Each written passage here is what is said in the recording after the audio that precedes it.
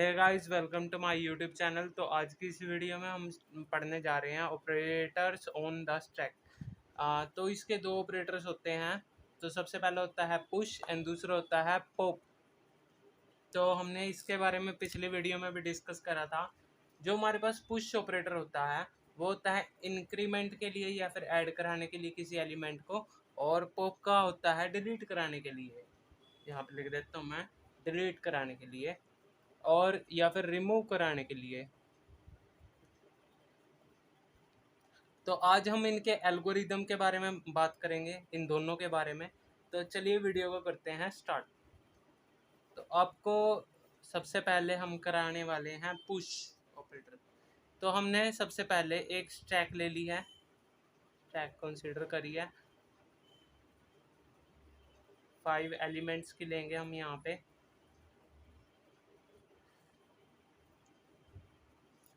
तो अब हम यहाँ पे वैल्यूज पुट कर रहे हैं A, B, C, D and E।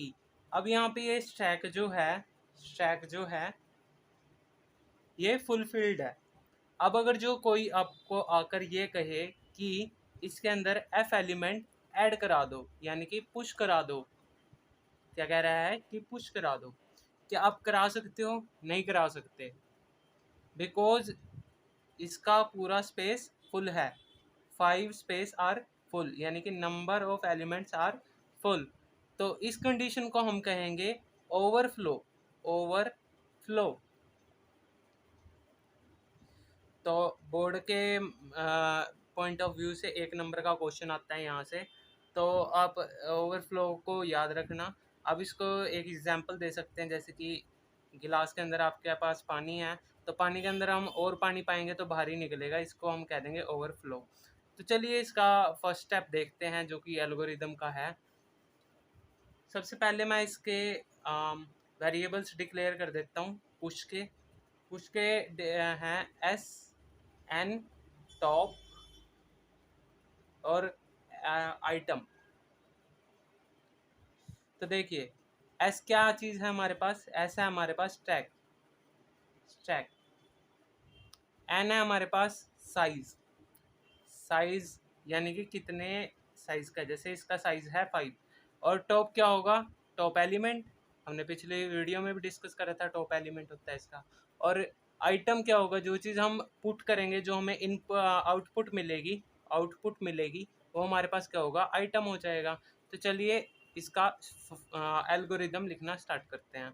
तो स्टेप फर्स्ट क्या है? स्टेप फर्स्ट है हमारे पास कि हम if top is equal to n, then write the condition and can the write overflow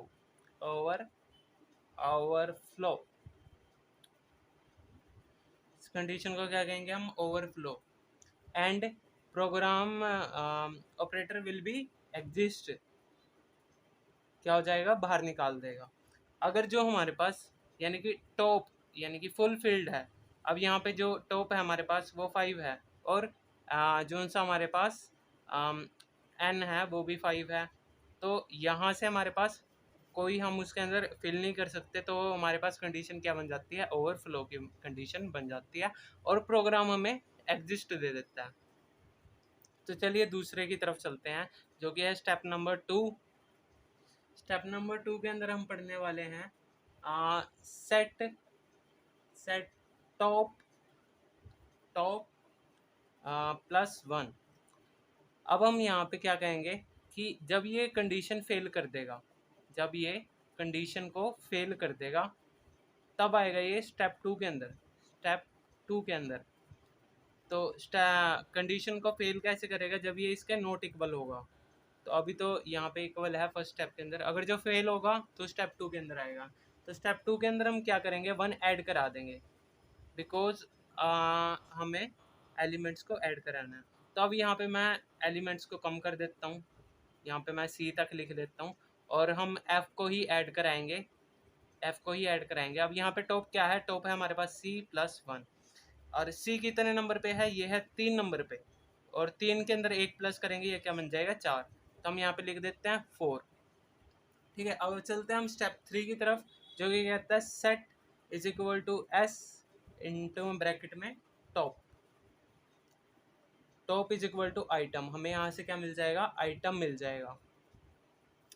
अब यहाँ पे हमने पता था कि हमारे पास अब टॉप क्या बन चुका है 4, तो हमने 4 को अंदर लिख दिया और एस लिख दिया, और आइटम क्या मिलेगी एफ, जो कि हमने कहा था कि भाई हम इसके अंदर इंसर्ट कराएंगे, तो ये हमने यहाँ पे इंसर्ट करा दिया। तो आई होप आपको ये चीज़ क्लियर होगी हो। तो हम चलते हैं पुल ऑपरेटर की तरफ, सॉरी पॉप ऑपरेटर की तरफ, जो कि हमारे पास यूज़ होता है डिलीशंस के लिए। तो चलिए हम पॉप की तरफ चलते हैं। पॉप जो कि हमारे पास यूज़ होता है डिलीशंस की तरह, यानी कि डिलीट करने के लिए, जो एलिमेंट्स को डिलीट कराएगा।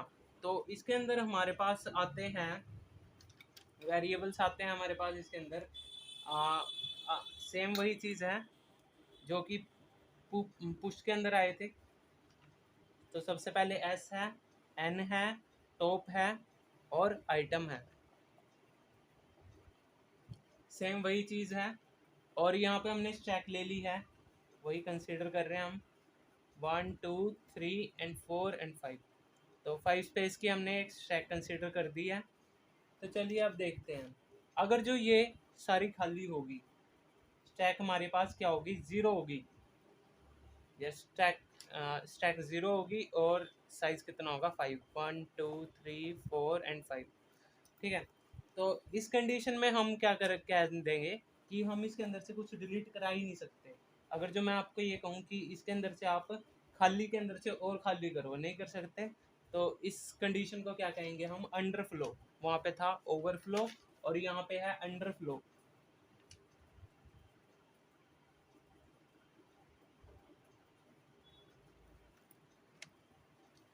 तो इस कंडीशन को कह देंगे हम अंडरफ्लो, जब हमारे पास स्टैक क्या होगी 0 और उसके अंदर से हमें कोई चीज़ डिलीट करने को कहेगा, तो हम क्या कहेंगे उसको, अंडरफ्लो, जिसके अंदर से हम डिलीट नहीं कर सकते। तो यही है इसका पहला स्टेप, जो कि हम लिख देते हैं यहाँ पे, इधर लिख देते हैं हम step number first. I hope आपको दिख रहा हो, this is visible. So first step है इसका, if top is equal to 0, the right under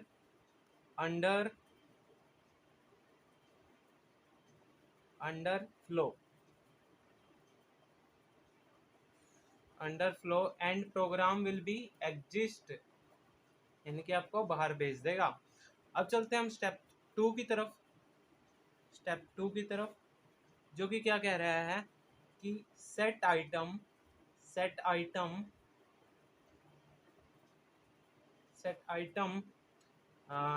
is equal to S is equal to top. अब यहाँ पे हम फिल कर देते हैं, बिकॉज ये कंडीशन को फेल करके तभी इस कंडीशन में आ सकता है। तो हम यहाँ पे लिख देते हैं ए बी एंड सी। अब हम सी को डिलीट कराना चाहेंगे, बिकॉज टॉप एलिमेंट है और हमने पढ़ा है कि स्टैक के अंदर हमेशा ऊपर से ही डिलीट होता है और ऊपर से ही इंक्रीमेंट होता है। तो चलिए स्टार्ट करते हैं। तो अब हमें सी को डिलीट करना है, तो अब एस हमारे पास क्या है, यहाँ पे एस तो स्टैक है, तो हमने एस लिख दिया, और टॉप क्या है, यहाँ पे सी है। तो अगले स्टेप की तरफ चलते हैं, जो कि है स्टेप नंबर 3। स्टेप नंबर 3 जो कि क्या बताएगा, सेट को हमने डिलीट करना है। Set top is equal to top -1। अब यहाँ पे टॉप क्या थी, 3 -1 इज इक्वल टू 2। तो अब यहाँ पे टॉप क्या हो जाएगा, B element is top. I hope आप सभी को ये समझ आ चुका हो। तो अगर जो कोई भी आपका डाउट या फिर क्वारी हो, तो आप प्लीज़ कमेंट सेक्शन में लिखना, और इस एल्गोरिदम को आप देख लें, और नोट्स भी आपको प्रोवाइड होंगे। तो थैंक यू वेरी मच, और सभी स्टूडेंट्स के साथ शेयर करें इस वीडियो को।